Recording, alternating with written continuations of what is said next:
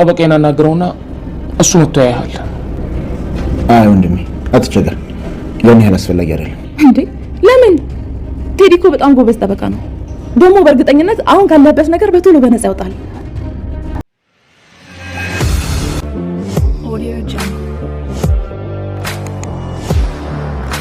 ዲና በአብርሃም ፊት የቅሌት ሸማውን ተከናነበች። ኤፊ ዶክተር ርብቃን መጥቶ ይቅርታ ጠየቃት። ዶክተር ርብቃ ከዚህ በኋላ በጭራሽ ይቅርታ ላረግልህም ሆነ ላይ አልፈልግም፣ በጓደኛዬ ፊት አሳፍረኸኛል፣ አሳጥረኸኛል። ከዚህ በኋላ እኔ እናንተ የሚባል ነገር የለም፣ ምንም ይቅርታ አላደርግልህም ብለዋለች። ዶክተር ርብቃና ኤፊ ሲጨቃጨቁ ድንገት አብርሃም ደርሶባቸዋል። ዲናና አብርሃም ማርኮንን ለመጠየቅ ፖሊስ ጣቢያ ድረስ የሄዱ ቢሆንም ግን ደግሞ መርማሪ ፖሊሱ ዲናና በአብርሃም ፊት አዋርዷታል። አብርሃምን እገልሃለሁ፣ አለቅህም፣ ከቤትህ አዋርድህና አቃልህ እንዳስወጣኸኝ አንተንም እሰራልሃለሁ እያለ ነው። ናርዲ ሙልጭን አፍቅረዋለች። ግን ደግሞ አብሮ አደግ ጓደኛው ስለሆነች የሱን ስሜት ላለመጋፋት ብላ የራሷን ስሜት ደብቃ ልዩ የሱ እንድትሆንለት የተቻላትን እየጣራች ነው። ማርዳ ያለችበትን ቤትን ልዩን አሳይታታለች። ልዩ እባክሽ ካቢ ጋር አንድ ላይ ሆኖ ብላት ነበር። ማርዳም ባለቀ ጊዜ ወደ ኋላ መመለስ እንደማትፈልግ ተናግራለች። ሰላም ውድና የተወደዳችሁ ውድ ቤተሰቦች እንደምን አላችሁ? በያላችሁበት የዓለም ዳርቻ ሰላማችሁ በዘት ይበል እያልን በአዲስ መተናል።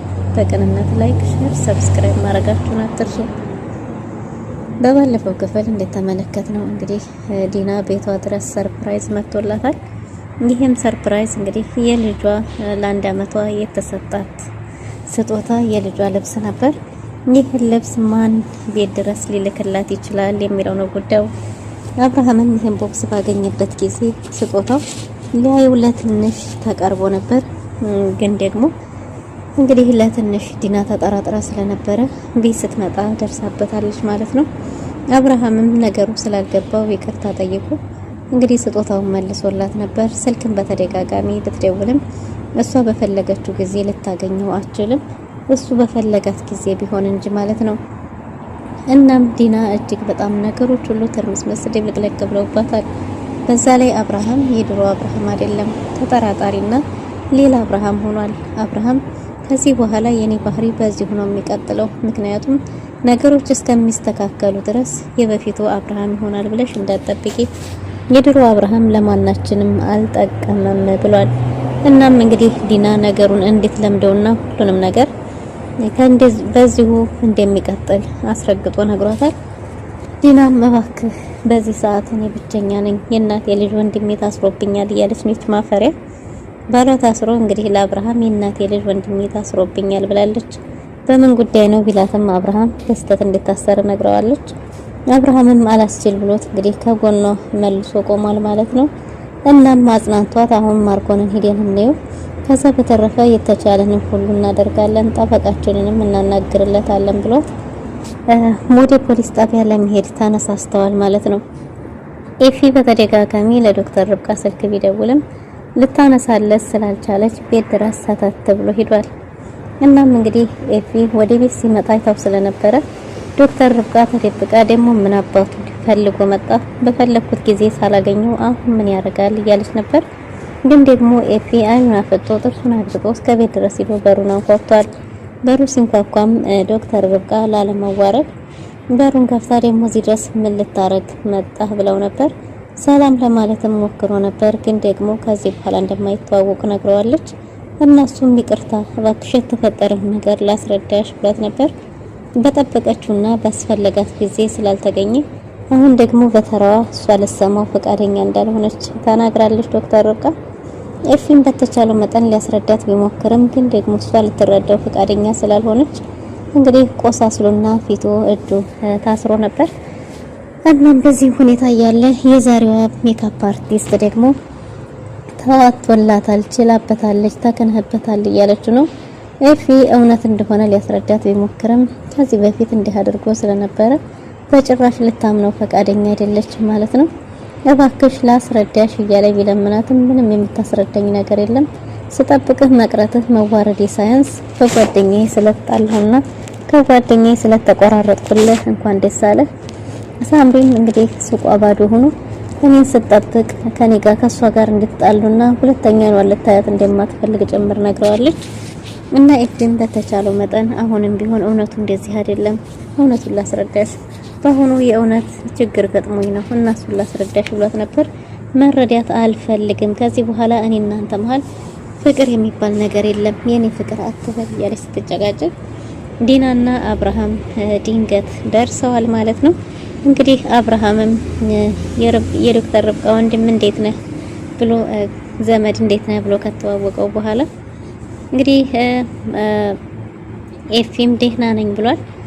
ዲናም ነገር እያፈነፈነች ትገኛለች። እንግዲህ ወዴት እየሄዳችሁ ነው የሚል ጥያቄ ዶክተር ርብቃ አንስታለች ማለት ነው። እና ማርኮን እንዴት ታሰረና እሱን ሊጠይቁ እየሄዱ እንደሆነ ተናግሮ አብርሃም እናንተ ቤት ግቡና አውሮ ችግር አለ እንዴ ብሎ ነበር። ዝም ብሎ አለመግባባት እንደሆነና ምንም አይነት ችግር እንደሌለ ዶክተር ርብቃ ተናግራለች። እሺ እንደዛ ከሆነ ውስጥ ግቡና ተነጋግራችሁ ጉዳዩን ፍቶት እኛ ሄደን ጠይቀነው እንምጣ ብለው ነበር። እንዴ በምንድን ጉዳይ ነው የታሰረው? የትስ ነው የታሰረው ተብሎ በተጠየቀ ጊዜ የታሰረውን ቦታ ዲና ስትናገር እንዴ ይሄማ ወንጀሉ ከባድ ነው ማለት ነው እዛ ከታሰረ የሚል ነገር ኤፊ አንስቶ ነበር። ዲናም በስህተት እንደሆነና እንደሚለቁት በቅርቡ እንደሚፈታ ተናግራለች። ኤፊ እዛው በሐሳብ ሄዷል ማለት ነው። ዶክተር ርብቃ ምን ለማድረግ እያሰብክ ነው? ምን እያሰብክ ነው ብለው ነበር። እሱም ምንም እያሰበ እንዳልሆነና ከሷ ጋር መጨቃጨቁን ትቶ እና አብርሃምን መከታተል ጀምሯል ማለት ነው። አብርሃምና ዲናም ተያይዘው ማርኮንን ለመጠየቅ ወደ ፖሊስ ጣቢያ አምርተዋል ማለት ነው። ልዩ እንግዲህ ሙልጭ ጋር ቆይታ ከሱ ስትመለስ ማርዲያ ጌታት ወደ ማርዲያ ቤት ሄደው ነበር። ማርዲያ ቤቷ ውስጥ የልጇና የባሏ የቤተሰብ ፎቶ ሞልቶታል። በዛ ላይ እንግዲህ ማርዲያ የራሷን ቤተ መንግስት የመሰለ ቤትታ አነስ ያለች ቤት እየኖረች ትገኛለች ማለት ነው። እናም እንግዲህ ልዩ አንዳንድ ነገሮችን ለማንሳት ብትሞክርም ግን ደግሞ እንደዚህ አይነት ጥያቄ እንደማትፈልግ ማርዲያ ተናግራለች። ወደ ኋላ መመለስም ጭምር እንደማትፈልግ ማለት ነው። በሌላ በኩል ልዩ እንዲያፈቀረችው ልትነግረው ስትል ስለሆነ ዲና የመጣችው ከሙልጭ ጋር እያሳለፈቻቸው እያንዳንዳቸውን ጊዜያቶች እያስታወሰች መብሰልሰል ጀምራለች። እኔ ምን አገባኝ ትምጣ እንደውም ገላገለችኝ ደግሞ እኮ ልነግረው ነበር ምን ልለው ነበር ማፈሪያ እያለች ብቻውን እየተብሰለሰለች ምግብ ቀርቦ ደግሞ ለመብላት ባሰበች ጊዜ በጭራሽ እንግዲህ ምግቡ ራሱ ሊዋጥላት አልቻለም። አብዝታ ስለሙልጭ መጨነቅ ጀምራለች ማለት ነው። እናም እንግዲህ ልዩ ወደ ሙልጭ ሄደችው ለሱ ያላትን ስሜት ፍቅሯን ልትነግረው እንደገናም ደግሞ ላደረገችው ላስቀየመችው ነገርም ይቅርታ ልጠይቀው የሆነ ቢሆንም ግን ደግሞ እዛ በሄደችበት ጊዜ ያልጠበቀችው ነገር ገጥሟታል። በሌላ በኩል ሙልጭም ባረገው ነገር እጅግ በጣም ተጸጽቷል። እንዲህ ማድረግ አልነበረብኝም፣ አሁን እስቲ እሷን አስቀናለሁ፣ የእሷን ስሜት እረዳለሁ ብዬ እንደዚህ አድርጊያት በዛው ብትቀርብኝስ ምን ላደርግ ነው የሚለው ነገር እጅግ በጣም እያስጨነቀው ይገኛል ማለት ነው። እና ሙልጭ ትክክል አይደለሁም፣ ይሄ ነገር ስህተት ነው እያለ በሐሳብ ሲሰለሰል ናርዲ ከጎኑ ቁጭ ብላ አርቆ ሲያስብ በዚህን ጊዜ እንግዲህ ናርዲም ተሰምቷታል። በዚህን ጊዜ ምን አለበት እኔም እንዳንተ አይነት አፍቃሪ ባገኝ እያለች ነው።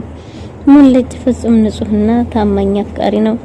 ልዩ እንኳን ሐሳቧን ሳትገልጽ ዛሬም ነገም አቢ እያለች እንኳን አንድን ቀን ሰለቸኝ ደከመኝ ሳይላት ይህን ያህል ጊዜ አብሯት ነበረ። አሁን ግን የሷን ስሜት ለመረዳት የወሰነው ውሳኔ ዋጋ እንደሚያስከፍለው ገብቶታል። በሌላ በኩል ናርዲ ለሙልጭ ያላት ፍቅር እንግዲህ የወንድምነት ሳይሆን ወደ ፍቅር ተቀይሯል ማለት ነው። በእርግጥም ናርዲና ሙልጭ አብሮ አደግ ጓደኛሞች የሰፈር ልጆች ሲሆኑ እንግዲህ ሙልጭ ጋር አብረው ቢያድጉም አሁን ላይ ግን በፍቅር አይነት ትመለከተዋለች ናርዲ ማለት ነው። ሙልጭ ደግሞ ለልዩ ያለው ስሜትና ልዩን ምን ያህል እንደሚወዳት በተደጋጋሚ ስለሚነግራት እንግዲህ ከልዩን የበልጣለሁ የኔ ሆነ አትለው ነገር ሆኖባት ግን ደግሞ በልቧ እየተብሰለሰለች ሚስጥሯን ይዛ ምን አለበት አጠገብህ እኔ አጠገብህ ብቀመጥም አንተ ልብህ እዛ አይደለም። በዚህን ሰዓት እንዲያንተ አይነት አፍቃሪ ማግኘት መታደል ነው። ደግሞ ምን እኮ ያልኩ ዝም ብዬ በግምት ነው እንጂ የእውነት ሌላ ሰው ይኖራታል ማለት አይደለም። ግን ደግሞ እንደዛም እንኳን ቢሆን አንተ ትቀርባታለህ እንጂ እሷ አትቀርብህም። በእርግጥም ጥሩ ልጅ ናት። ማስቀናቱም ተሳክቶልሃል። ተወድሃለች። ስለዚህ በምትፈልገኝ ጊዜ ጥራኝ፣ አሁን ግን ልሂድ ብላ እንግዲህ ናርዲ ከፍቷት ተነስታ ሄዳለች ማለት ነው። እናም ሙልጭም እያደረገ ያለው ነገር ትክክል እንዳልሆነ ገብቶታል። ናርዲም በጣም ተከፍታ ወደ ቤቷ ተመልሳለች። ማርዲያ ብዙ ነገሮችን እያወራቻት እስከዛሬ ድረስ ጸንታና በርትታ ለመኖር ተስፋ በመቆረጥባቸው ሰዓቶች ተስፋ የሚሆናት የሚያጸናት የልጇና የባሏ ፎቶ እንደሆነ ተናግራለች። እናም ብዙ ተስፋ በቆረጠችባቸው ጊዜያቶች ብርታት ጉልበት እየሆናት ለዛሬ ያደረሳት ተስፋዋ የባሏ ፎቶ እንደሆነም ተናግራለች። እና ለልጇ ያላትን ፍቅር ጥልቅ እንደሆነ ልዩ በዚህ መሃል በሐሳብ እየሄደች ስለነበረ ለሷ አዝናና ተከዛ መስሏት ነበር። ምንድነው የተፈጠረ ነገር አለ ብላ ጠይቃት ነበር። ምንም እንዳልተፈጠረ ስትነግራት እኔ እናትሽ ነኝ ከልጄ ላይ ይቻላልሽምና ምንም ነገር ቢፈጠር የገጠመሽ ችግር ካለ እባክሽ አሳውቂኝ ብላ ለምናታለች። ግን ደግሞ ልዩ ምንም ነገር እንዳልገጠማት ሸምጥጣ ክዳለች ማለት ነው። ግን ደግሞ ማርዲያ የልዩን ሁኔታ ተመልክታ ደህና እንዳልሆነች ገብቷታል። ልዩ አብዝታ መጨነቅና መብሰልሰል ስለሙልጭ ይዛለች። ሙልጭም እያረኩ ያለው ነገር ለራሴ ማስጣለኝ ከሆኑ ቀፈፈኝ እንኳን ለሌላ ሰው ልክ አይደለሁም መስመር ስቻለሁ ማለት ነው እያለ ነው። እናም እንግዲህ አብርሃምና ዲና ማርኮንን ለመጠየቅ ሄደው ባስጠሩት ጊዜ ማርኮን አብርሃምን ሲያይ ከቤትህ እንደዛ አቃለህና አዋርዴ አባረኸኝ እሰራልሃለሁ አንተንም አቃልየና አዋርጄ ከገዛ ቤትህ አስወጣሃለሁ እመጣልሃለሁ እያለ እየፎከረ ነበር። ግን ደግሞ አብርሃምም ማርኮን እንዴት ነህ? ምን ገጥሞህ ነው? እናም እንግዲህ ጠበቃችን ልናናግርልህ እንችላለን ያለውን ኬዝ አይተው ያናግርህና የምትፈታበትን መንገድ እንፈልጋለን ከጎንህ አለሁ እያለው ነው። አሁንም በየዋህነት ምግቡን እንዴት ተጠቀለለ ዲና ልትሰስትል እንደዛ በጭራሽ አይሆንም ቅመሽ ብሎ አዋርዷታል። ፖሊሱ በዛን ሰዓት እንግዲህ እሺ አብርሃምም ይቅርታ ምንም ስለማታውቅ ነው ብሎ ይቅርታ ጠይቆላት ምግቡን ዲና ቀምሳ ነበር። ገልብጠሽ ስጪ እንደሱ አይሰጥም ብሎ ባለም ጊዜ እንግዲህ ዲና አሁንም እንዴ ምንድነው ብላ ለመናገር ፈልጋ ነበር። አብርሃም አሁንም በድጋሚ ይቅርታ እሷ ምንም ስለማታውቅ ነው በተደጋጋሚ ስለማትመጣ እባክህ ይቅርታን ይገለብጣለሁ ብሎ ምግቡን አስተካክሎ ለማርኮን ሰጥቶታል። ማርኮን አብርሃምን ባየ ጊዜ ልክ እንደ ጠላት ነበር እየተመለከተው ያለው። ለሱ በቀል እየተዘጋጀለት ነበር። ግን ደግሞ እንግዲህ ማርኮንና ዲና እያወሩ ባለበት ጊዜ መርማሪ ፖሊሱ ሰዓት አልቋል ብሏል። ሰዓት አልቋል ባለ ጊዜ ፖሊሱ እንግዲህ እባክህ 30 ሰከንድ 10 ሰከንድ እያለች ነበር። አንቺ ባል ብርቅ ሆንሽ እንደሆነ አዲስ ህግ አይወጣም ብሏት ነበር። እንዴ ባል እያለ አብርሃም ያችን ነገር ማብሰልሰል ጀምሯል። ትንሽ ቆየት ብሎም እንግዲህ እናንተ እዚህ ሮማንቲክ የምትሰሩበት ጊዜ የለንም ውጭ ብሎ አከላፍቷታል። ለአብርሃም ይሄም አንድ ዲወል ይመስላል። እዛ ቦታ ላይ ያለው ፖሊስ የማርኮንን የሚከታተለው ውስጥ ታዋቂው ራሱ ይመስላል። እዛ ከገባበት ጀምሮ አንድም ቀን በመልካም ሲያናግረው አልነበረም። እንግዲህ እና አብርሃም ከዛ ሲወጡ ተከታትሎ ኤፊም ማርኮንን ለመጠየቅ ሄዷል። ማርኮንን ባስጠራው ጊዜ በምን ዲፍረትህ እዚህ ድረስ መጣ እያለው ነበር። ኤፊም ምንም አይነት ጥያቄ ሳያቀርብለት 500 ሺህ ብር እንደሚፈልግ ነግሮታል። እንኳን 500 ሺህ ብር አይደለም ቀርቶ 1 ብርም አልሰጥህም እያለ ነው። ማርኮን አሁንም ቢሆን መፎከርና መዛት ማስፈራራቱን አልተወም። ኤፊም ከኔ የሚጠበቀው እጅ ላይ ያሉትን መረጃዎች አሳልፌ ለመርማሪ ፖሊስ መስጠት ነው። ከዛ በኋላ ያለው ስራ ለነሱ ነው የሚሆነው። ግን ደግሞ ሳምንት ድረስ 500 ሺህ ብር የምታመጣ ከሆነ ጠብቃለሁ። ከዛ ውጭ ግን መረጃዎቹን በሙሉ አሳልፌ ይሰጣለሁ አቶ ገብረ ሀጎስ ብሎታል ማለት ነው። በዚህን ጊዜ ማርኮን እጅግ በጣም ደንግጧል። ብዙ ሚስጥሮችን እንደያዘበትም ገብቶታል ማለት ነው። እናም ኤፊ ይሄን በተናገረ ጊዜ አንተም መግባት ካልፈለግ ውጣ ብሎታል ማለት ነው ፖሊሱ። ማርኮን እንደለመደው እገልሃለሁ እያለ ኤፊ ላይ በዛተ ጊዜ ምን አፈን ትከፍታለህ ያለበትን ቦታ ዘንግተው ነው እንዴ ብሎ ማርኮንም አዋርዶታል። ኤፊ ሻረ መታሰር አልፈልግም ብሎ ተነስቶ ሄዷል። መንገድ ላይ ጠብቃ ዶክተር ርብቃ ልታናግረው ሞክራ ነበር። ግን ደግሞ ምንም ነገር ያረገው ነገር ስለሌለና ሊጠይቀው ብቻ እንደሄደ ለዶክተር ርብቃ ነግሯታል። ግን ደግሞ የሄደው ሊጠይቀው ብቻ አልነበረም። በሌላ በኩል እንግዲህ አብርሃም ዲናን ጥያቄ ጠይቋታል። አብርሃም ምን ማለት ነው ባልና ሚስት የሚለውን ጥያቄ አቅርባ ነበር። ግን ደግሞ እንግዲህ እትማማትና ወንድም ናቸው የሚል ግንባራችን ላይ አልተጻፈም። አብረው ስላዩንም እንደዛ መስሏቸው ሊሆን ይችላል ብላ ለማሳመን ሞክራ ነበር። እና አብርሃምንም ተጠራጣሪ ሆነሃል፣ እኔ የድሮውን አብርሃምን እፈልገዋለሁ ብለው ነበር። ግን ደግሞ አብርሃም ከዚህ በኋላ የድሮ ያዝምተኛውና አይቶ እንዳላየ የሚያልፈው አብርሃም የለም። እሱንማ ምንም የማያውቅና ጅል መስሎሻል። እኔ ሁሉንም ነገር አውቃለሁ። አውቄ እንዳላወቀ የምተወው ደግሞ ለሚስቴ ነጻነት ስል ነበር። ያትክ ደግሞ ካልወደደልሽ ከዚህ በኋላ ያኛው አብርሃም የለም። ይህንኛውን ተላመጁ። እውነቱ ተጣርቶ እውነቱ ላይ እስከምደርስ ድረስ እስከዛ ድረስ ምንም ነገር አይቀየርም። ከዛ በኋላ ግን ምንም ካላደረግሽ እንደምትሆን ጾኮች የምናይ ይሆናል ብሏታል። ዲና አሁን ላይ አጣብቂኝ ውስጥ ገብታለች። አብርሃም በደግነቱና ሰው በሚያምነው ልክ አንድ ጊዜ ደግሞ ጥርጣሬ ገብቶት መፈላሰፍ ከጀመረ በቀላሉ እንደማይተው ታውቃለች። እና አብርሃም በቀላሉ እንደማይፈታ ስላወቃት ስለገባት እጅግ በጣም ተጨናንቃለች ማለት ነው። በስተመጨረሻም እንግዲህ አብርሃም በዚሁ አቋሙ ጸንቷል። ምንም ቢሆን እውነቱን አጣርቶ ያለውን ነገር እስከሚያውቅ ድረስ የሚቀጥለው አብርሃም ይሄው እንደሆነ ተናግሯል። በሌላ በኩል ዶክተር ርብቃ ኤፊን ለማናገር ሞክራ ነበር። ምን ለማድረግ እየሞከርክ ነው? ማርኮንን ልትበቀለው እንዳሰብክ ገብቶ ነበር፣ ግን ምንድነው አርግ ያልከው ብለው ነበር። እሷ አልነግራት ሲል ፖሊስ ጣቢያ ድረስ ሄዳ እንግዲህ ዶክተር ርብቃ ማርኮንን ጠይቃ ነበር። ከዚህ በኋላ የማርኮንን ጠያቂዎች አናስገባም፣ አሁን አንቺም እሱን ፈልገሽ ነው የመጣሽው እያለ ነበር። እሷም አው ብላ በሄደች ጊዜ ማርኮን አሁንም አስፈራርቷታል። ፖሊስ ጣቢያ ነው፣ ምንም ማድረግ አይችልም ብለሽ ከሆነ ተሳስተሻል። መረጃሽም በሙሉ በሶሻል ሚዲያ ነው የምለቀው፣ አስቁሚው፣ አንቺም ገንዘብ ፈልገሽ ነው ብሎ ነበር። እናም እንግዲህ በተዘዋዋሪ ኤፊ ማርኮንን ገንዘብ እንደጠየቀው አውቃለች ማለት ነው። ዶክተር ርብቃም እንግዲህ እጅግ በጣም እየተብሰለሰለችና እየተጨናነቀች ትገኛለች። ምክንያቱም ኤፊ ምን ለማድረግ እየሞከረ ነው፣ የሆነ ነገር ባደረገ ጊዜ ምናልባት ፎቶ ይወጣል ብላ ተጨናንቃለች። ኤፊም ሁሉንም ነገር ገንዘቡን ከተቀበለ በኋላ መረጃውን ደግሞ አሳልፎ ለመርማሪ ፖሊስ እንደሚሰጥም ተናግሯል ማለት ነው።